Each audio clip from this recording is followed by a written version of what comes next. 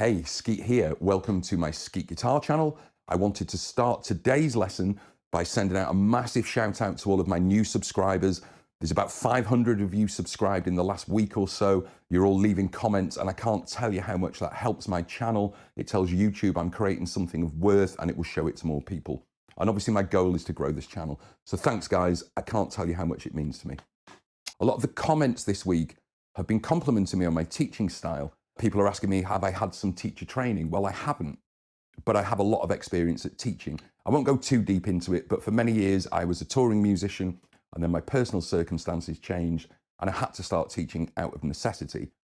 And I cottoned on very quickly how to get the best out of my students. And over the last 15 plus years, I've really developed my method and I'm boiling it down into its essence so that my students get the best bang for buck out of their lessons and their practice time. So I thought I'd share a few of these things with you. I don't have a guitar in my hand today. I'm just going to talk to you one-on-one about what I feel is the best way for you to improve your guitar playing, regardless of your standard. So this will apply to absolute beginners, obviously, but if you're an intermediate or an even advanced player, hopefully some of my thought processes will be of use to you. I'm going to freestyle it, but I've got a few little bullet points here that I want to talk to you about. So, point number one. Know the difference between practice and rehearsal. For me, practice is where we are learning something new every day. Rehearsal is where we are polishing what we already have. And knowing the difference for me was a pivotal moment when I was going for my lessons. So I guide my students. I make sure they understand that they have to practice something way before they rehearse it. I use an analogy often of building a house. If you are building a house from scratch, and you've got the walls up and you've got the middle floor in and there's no roof on it, well, you don't start decorating the house, do you? You just don't do it in that order.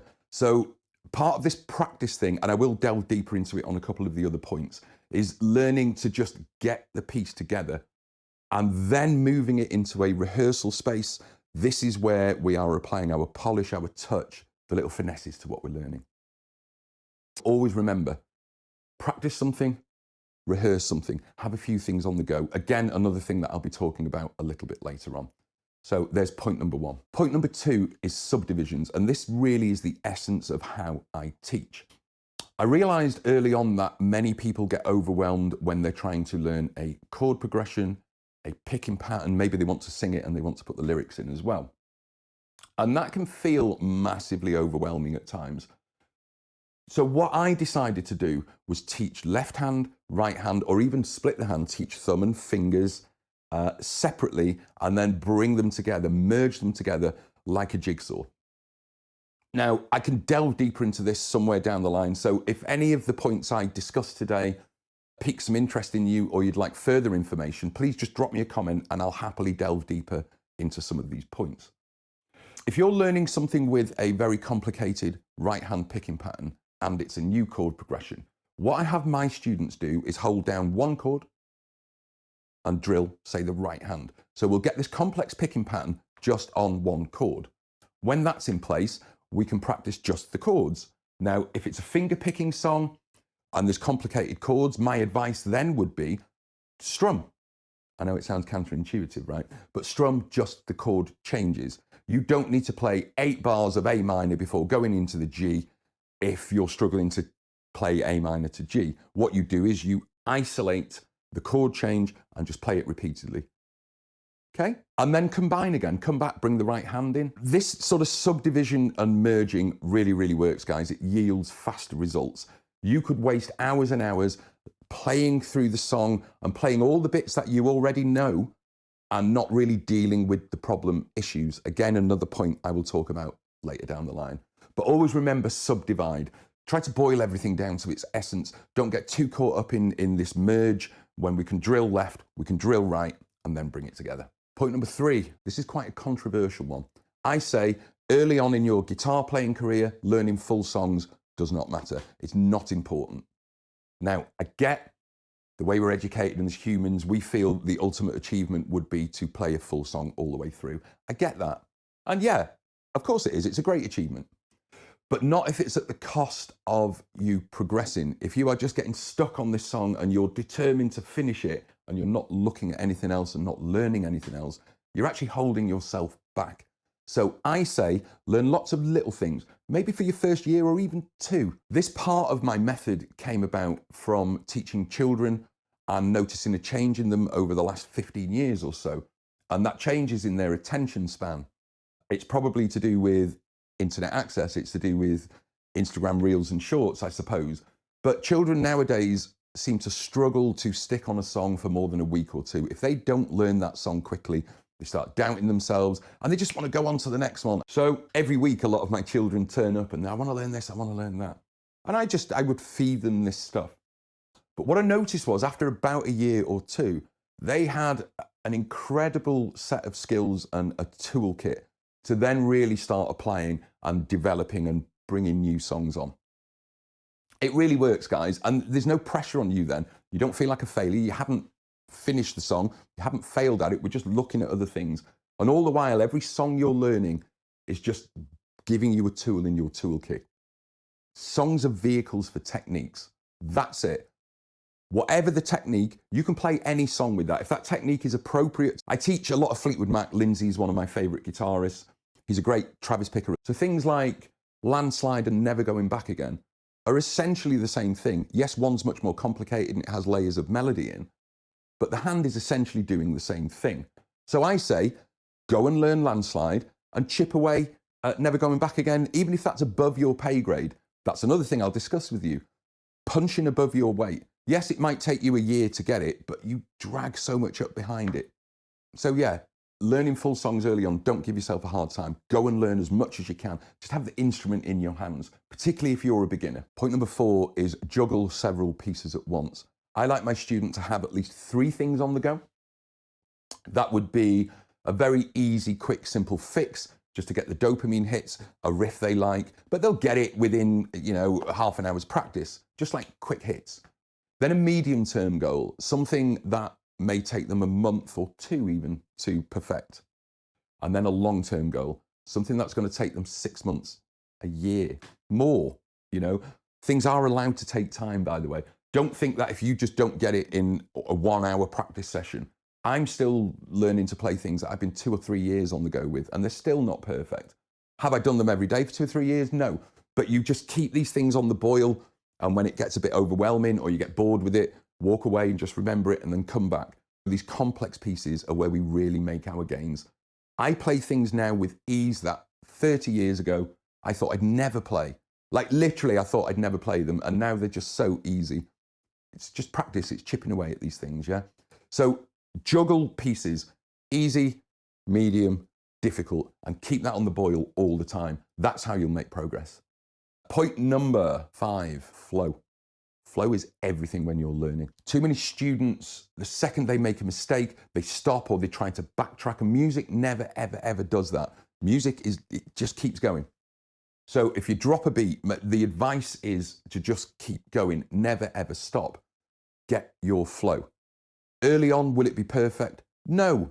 No, it's not supposed to be perfect. You don't go from not being able to play something to being able to play it. It's a journey. The best method for this is to cobble the whole piece together. If you can limp through it, but you can play it from A to Z, and you can get through it, even if you're struggling and your tongue's hanging out and you're making mistakes, that has more value than perfecting little bits at a time. That will come. Just get the whole piece together. Construct your house before you start polishing it. So there's that analogy again. Get the whole construction in place. Then we can start dissecting and polishing, okay? So flow is everything, and that's what you should be striving for every time you pick your instrument up when you're learning something new, when you are practicing. Once you have it cobbled together, then we go into the rehearsal space. So we're really back to point number 1 again, aren't we? Now, you might find that bars 1 to 7, you can play with ease, but bar 8's really, really tricky. So we can do a little looping thing here. The tendency is with students and humans in general, we'll often avoid the difficult thing in order to get the rush of playing the parts we've already got. So we'll pick the guitar up and we'll play all the bits we know, and we'll hit bar number 8 and it's a struggle, and then we'll just go back and we'll play through all the things we already know. And really, we're not doing ourselves any favors whatsoever.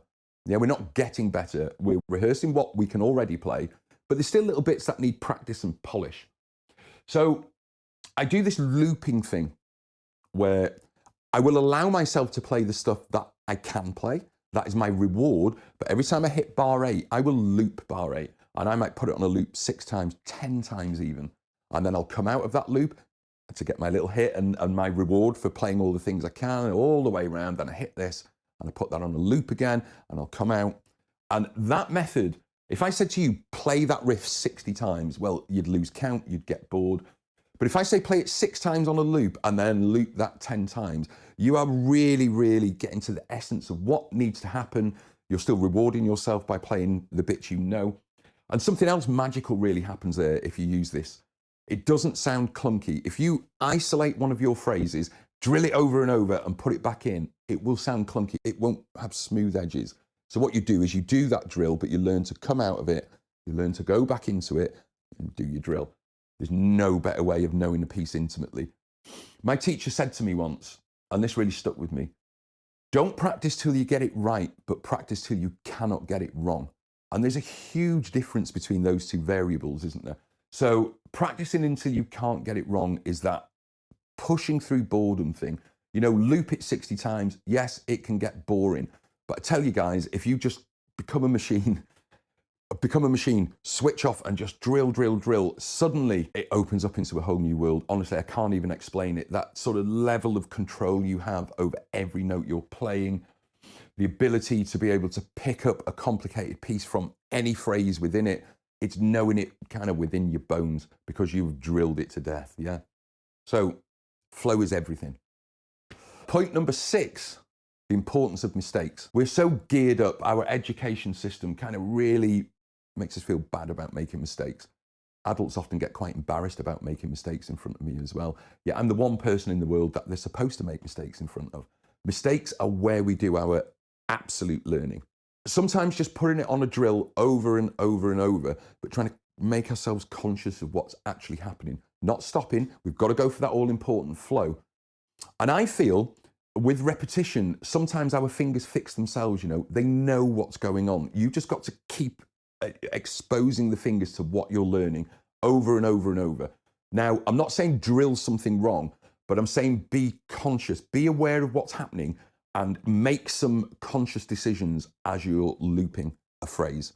So one phrase at a time, subdivide, play it over and over, then start listening. Oh, maybe this finger's not landing cleanly. It will fix itself, guys. So many people stop playing because they have a scabby note. And by the time you've learnt the picking pattern, by the time you've learnt the chord progression, those scabby notes usually fix themselves, you know. So persevere with your mistakes, embrace your mistakes and use them to your advantage. That is where you learn. Repeat your mistake and fix it, okay? Point number 7, use your ears. Beginners particularly. You know, this instrument, this guitar, when we're new to it, I remember being new to it, and it felt huge. It was a big box, and the neck was all the way over here, you know, guitar chords felt a million miles away. And we become so sort of head and finger focused here that we forget to use our ears.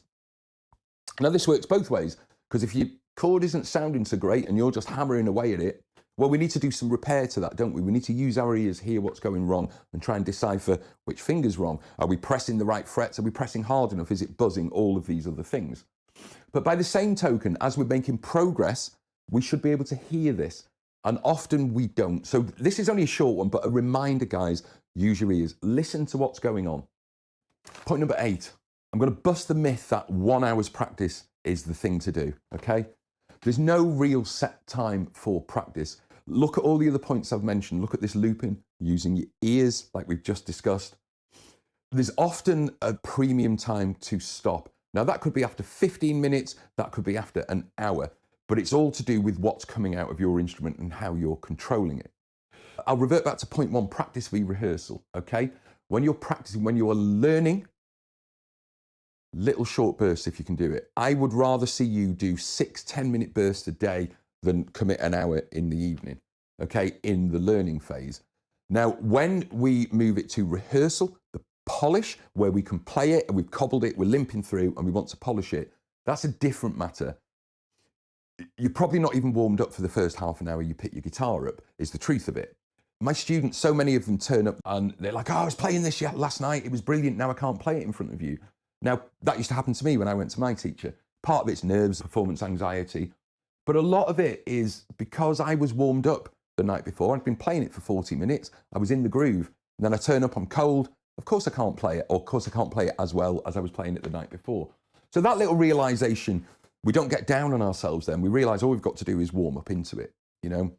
So practice small little segments on repeat. Rehearsal is where we're merging these together, 30, 40, 50 minutes, an hour and a half, whatever it takes.